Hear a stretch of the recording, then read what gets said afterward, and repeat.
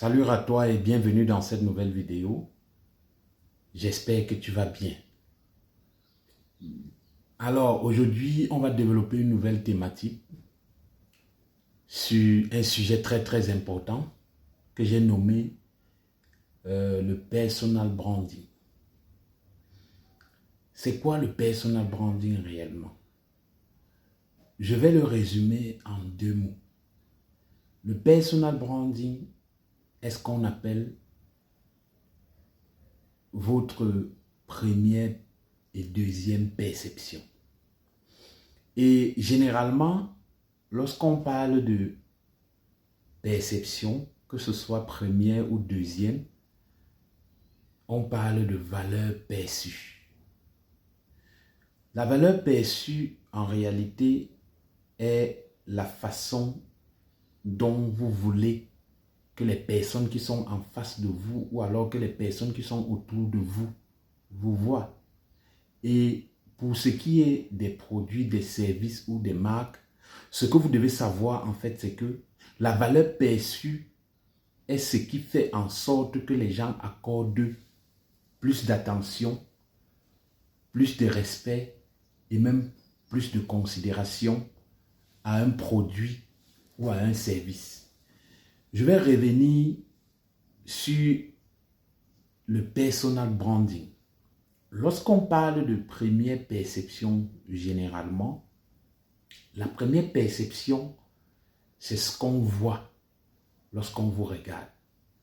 Ça veut dire que la première perception prend en compte la façon dont vous vous habillez, et je veux dire de la chaussure jusqu'à la tête, du pied jusqu'à la tête, c'est-à-dire comment vous êtes chaussé, comment vous êtes vêtu, comment vous êtes coiffé. Ça, c'est la première perception. Ça, c'est un point, pour moi, c'est un point extrêmement important. Parce que, je vais prendre un exemple simple. Lorsque vous allez peut-être dans un point de vente ou alors dans un supermarché, quand vous voulez acheter un produit, la plupart du temps, lorsque c'est un produit que vous n'avez jamais utilisé, la plupart du temps, ce qui captive votre attention pour la première fois, c'est le packaging. Ça veut dire l'emballage dans lequel est conditionné le produit. Si l'emballage est assez intéressant, vous serez tenté à choisir ce produit. Par contre, si l'emballage est bizarre, mal conçu, vous n'aurez pas envie de choisir ce produit. La question que j'ai envie de vous poser, c'est en ce moment, est-ce que vous savez si le produit qui est dans l'emballage, qui est bien conçu, est bien ou pas? Parce que j'ai dit, pour le cas d'un produit que vous achetez pour la première fois, ça veut dire que vous n'avez jamais consommé ou alors vous n'avez jamais utilisé ce produit. Ça veut dire que vous n'avez pas de jugement sur la qualité du produit. Le produit qui a un emballage qui est bizarre, qui n'est pas beau, la question que j'ai également envie de vous poser, c'est comment faites-vous pour savoir que le produit qui est dans cet emballage n'est pas un bon produit? Vous convenez donc avec moi que ce qui fait en sorte, ce qui motive votre choix pour la première fois, c'est l'emballage, c'est le décor, c'est le packaging. C'est seulement lorsque vous avez acheté le produit et que vous avez consommé le produit, là, on va parler de valeur intrinsèque. Parce que tout à l'heure, lorsque vous étiez en train de contempler l'emballage, les couleurs, le design, le décor, ça c'était la première perception. Maintenant, lorsque vous achetez le produit et que vous consommez le produit, vous êtes en train d'entrer dans la deuxième perception, la deuxième dimension. Vous voyez? Et j'ai envie de dire, ce que je viens de vous expliquer s'applique nettement et de la même façon sur les hommes dans notre société. Si vous êtes face à quelqu'un, quel que soit, je dis bien, votre rang social, quel que soit votre niveau d'intelligence, quelle que soit la famille d'où vous venez, si on vous demande de vous calmer, de ne rien dire, et que la personne vous observe et qui vous juge sur l'aspect de la première perception, la personne ne doit se focaliser que sur ce qu'il voit. Ça veut dire qu'il va vous regarder du pied jusqu'à la tête et il va dire ce qu'il pense.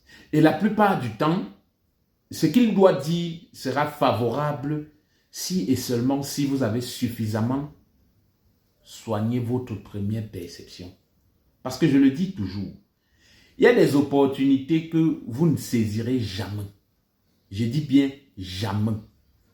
Quel que soit votre niveau d'intelligence, quelle que soit votre capacité à défendre ce que vous connaissez, si vous ne permettez pas que votre première perception soit, je veux dire, impeccable ou alors soit aimable ou alors soit admirable, ça sera difficile que quelqu'un veuille découvrir votre deuxième perception. Je ne dis pas que c'est impossible, mais je dis la plupart du temps, c'est parce qu'on a été satisfait par la première perception qu'on cherche à découvrir ce qui se trouve à l'intérieur. J'ai pris l'exemple tout à l'heure pour le cas du produit.